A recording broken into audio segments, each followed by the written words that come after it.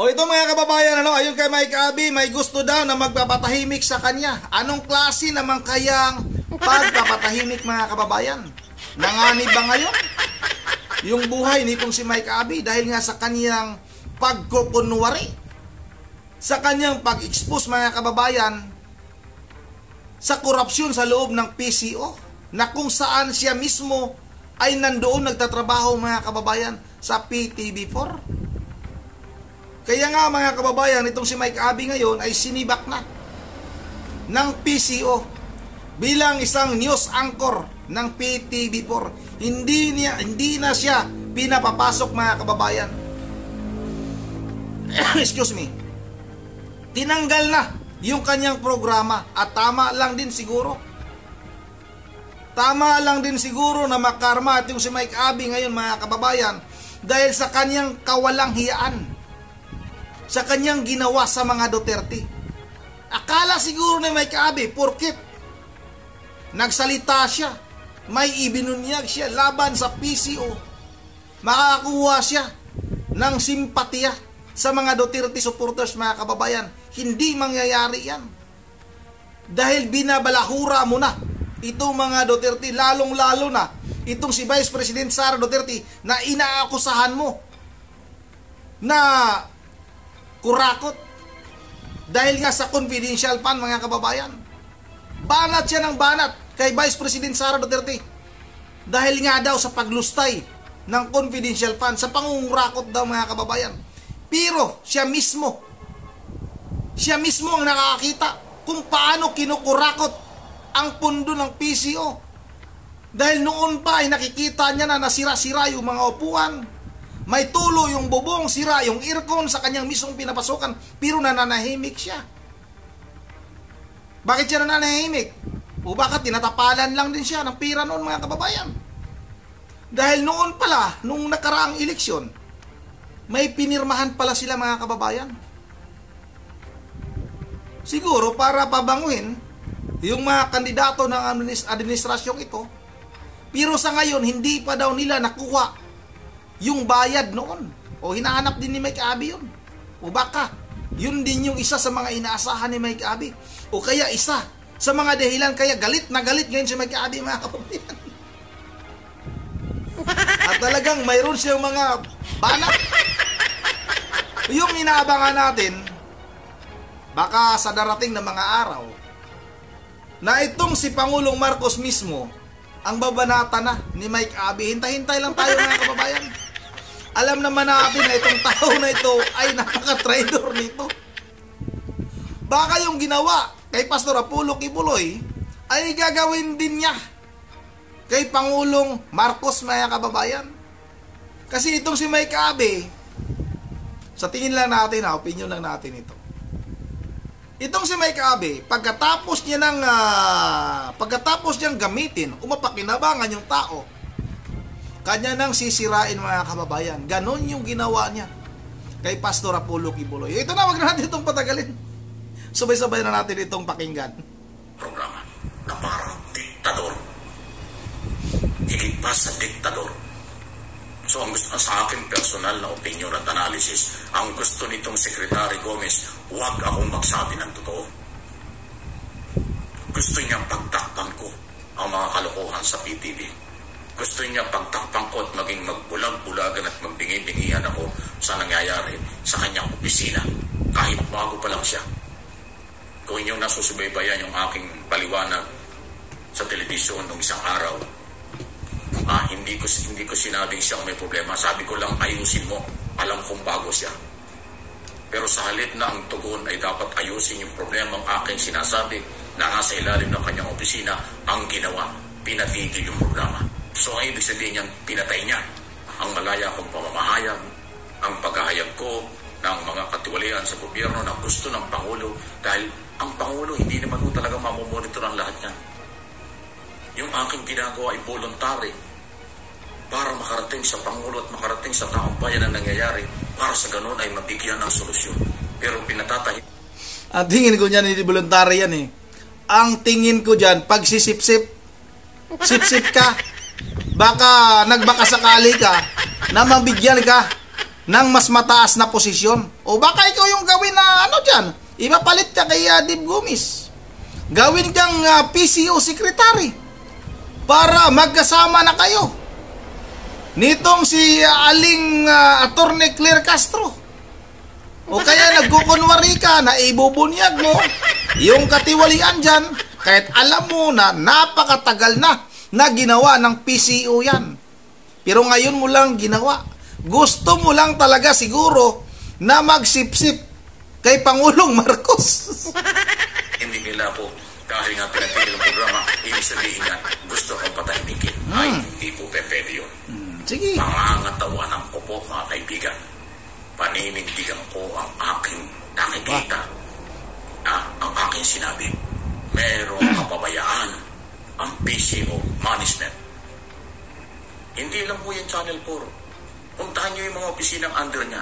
Philippine News Agency, Philippine Information Agency, Radyo Pilipinas, at yung lahat ng mga istasyon nila dito at sa mga probinsya.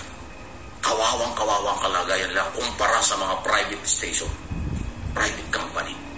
Pero dapat hindi gano'n. Dapat mataas ang standard ng communication ng Office of the President. Kasi nga, Office of the President, magpunta kayo sa iba't ibang bansa sa mundo na ating ginagalawan, na kontrolado ng gobyerno ang television at radio station. Wala kayong makikitang palpak. Napakalinis ang opisina nila, maganda yung building, air condition 24 hours, at maayos ang communication, maayos din ang sweldo at kita ng mga tao. Maganda ho ang patakaran.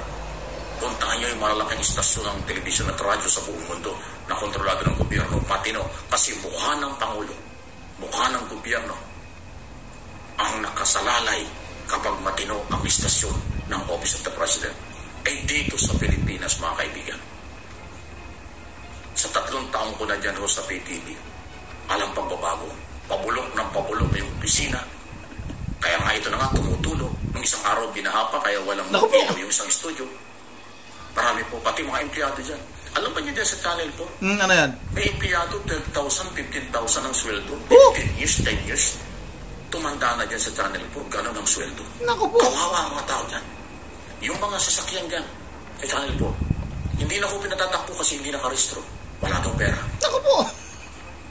Yung kailangan ng mga make-up artist dyan na pag make up sa mga guest at saka kung ano kailangan, pag humingi ng pera, wala daw silang pera ang gobyerno. Wala daw pera yung management, yung PTV. Lahat ng kailangan, pati upuan, lahat. Isipin na yung, saka nakita ng newsroom, opisina, walang aircon, pag umulan, tumutulog. Nako. Yan mo yung totoong problema. Hindi po ito paninira, pagsasabi ng totoo. Ang layunin kaya ko sinasabi ng totoo ay para mabago, para ayusin nila. Lalo na ngayong panahon ng deliberation ng budget to, pwede yan. Hindi ito paninira. Pero ang dating kay Secretary Gomez na tinawagan po ako kanina. Nasabi? At yan ang sinasabi niya. Dahil doon sa ginawa ko, in-expose ko yung mga nangyayari sa PCO, ang ginanti niya, ipinatitigil yung program. Di ba? Ano? Pero hindi po ako nanghihinayang. Ang akin dito, sinabi ko yung totoo. Ang ganti nila, ipatigil yung programa. Gusto nila kung sakalin. O edi, aalis ako. Iniwanan ko na. Hindi na po ako babalik dyan.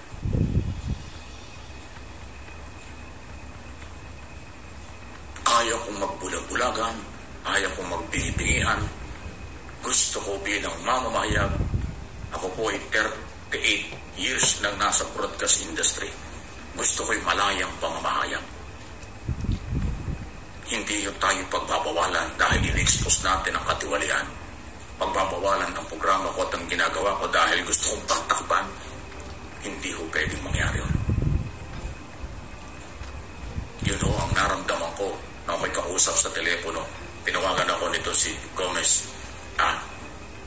Yun ho ang kanyang ginawa. Binastos pa niya yung guest ko. Meron akong guest. Alam niyo kung sinong guest ko? Dapat si Joseph, Presidential Communication, Undersecretary Claire Castro, nandun na sa studio. At si General Roy Trinidad. Nandun na yung dalawang matataas na opisyalis ng gobyerno, ng military, at ng PCO mismo, Office of the President. Pinigil niya yung programa.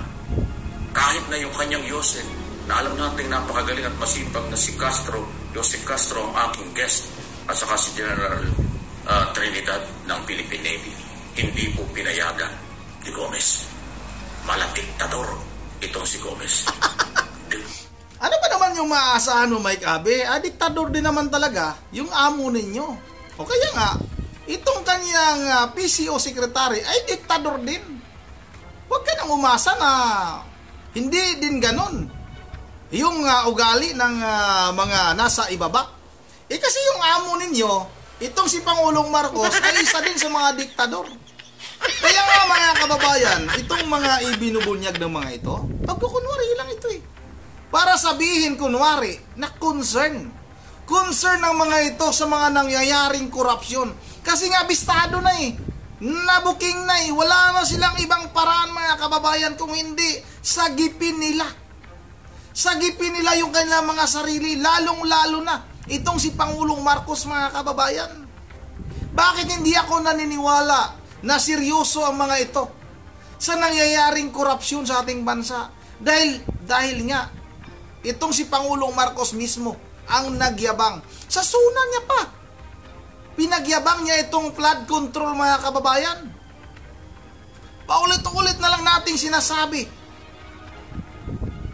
Yung pinagyayabang nitong si Pangulong Marcos na 5,500 na flood control na tapos na sa buong bansa. At meron pang mga kasalukuyang ginagawa na bibingin na tayo sa pabalik-balik na statement na yan ni Pangulong Marcos. Tapos ngayon, ibubunyag ninyo kunwari itong mga katiwalian na ito. Matagal nyo nang alam ang korupsyon na ito. Pero bakit ngayon nyo lang ibinunyag yan, Mike Abe? Huwag ka nang magkunwari pa. Bistado ka na. At yung sinabi mo na gusto kang sakalin, gusto kang patahimikin, ang masasabi ko lang yan mga kababayan, buti nga. Mabuti naman. Kung ganun ang mangyari sa'yo, kulang pa yan. Dahil sa pambabalahura mo, pambabastos, sa mga kasinungalingan mo na pinaparating mo sa taong bayan, sa mga taga-suporta mo, na ganun kasama ang mga Duterte, ano bang pinagagawa mo? Ano bang yung mga sinasabi mo sa mga programa mo laban sa mga Duterte? Di ba? Puro kasiraan. Puro kasinungalingan. Tapos ngayon, nagkukunwari ka na gusto nila na hindi ka magsasabi ng katotohanan noon pa. Hindi ka na nagsasabi ng katotohanan, Mike Abe. Kaya nga, marami na rin nag-unsub sa'yo, marami na rin nag-unfollow sa'yo. Dahil halatang halata ng ating mga kababayan na iba na daw yung estilo mo. Noon, pati nga ako noon mga kababayan, umahanga ako sa taong ito Dahil ang tingin ko talaga noon, magaling itong tao na ito. Pero, nung nalaman ko mga kababayan at nadiscover ko nga, na itong si Mike Abe ay ganitong klaseng tao pala ito. Magaling magkunwari. Mambubudol nga ito mga kababayan. Kaya nga, kampi siya sa Pangulo natin na mambubudol din. Kasi ugali din ni Mike Abe ang mambudol mga kababayan. Kaya mag-ingat tayo. Yung mga kababayan natin, huwag tayong magpaloko na itong si Mike Abe ay concerned. Gusto nga niyang ibunyag yung mga katiwalian.